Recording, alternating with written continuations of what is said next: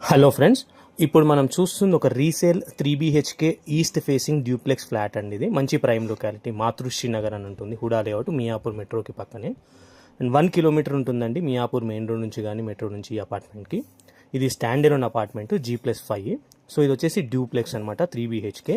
Video ఇక్కడ skip చేయకండి, details మొత్తం వీడియోలో క్లియర్గా ఎక్స్ప్లెయిన్ చేస్తాను.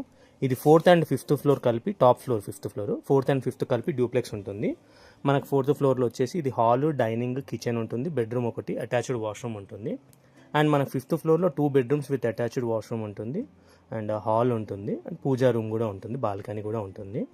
మన కార్ పార్కింగ్ కూడా ఉందండి, రిజిస్ట్రేషన్ ప్రాపర్టీది, లోన్ కూడా వస్తుంది. అంటే ఇది అన్అఫీషియల్ ఫ్లోర్, ఇది 4th and 5th. మనం తర్వాత BRS అప్లై చేసుకోవచ్చు.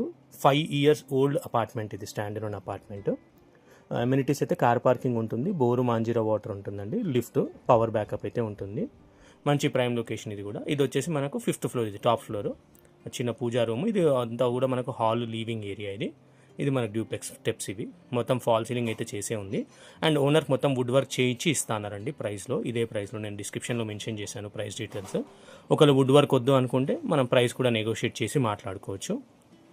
సో ఆల్రెడీ మనకి ఇది రిజిస్ట్రేషన్ అయిపోయింది, లోన్ కూడా ఉంది. ఫ్యూచర్లో BRS అని BPS ఆప్షన్ వస్తుంది, అప్పుడు మనం BPS కట్టుకోవచ్చు, రెగ్యులరైజ్ చేసుకోవచ్చు.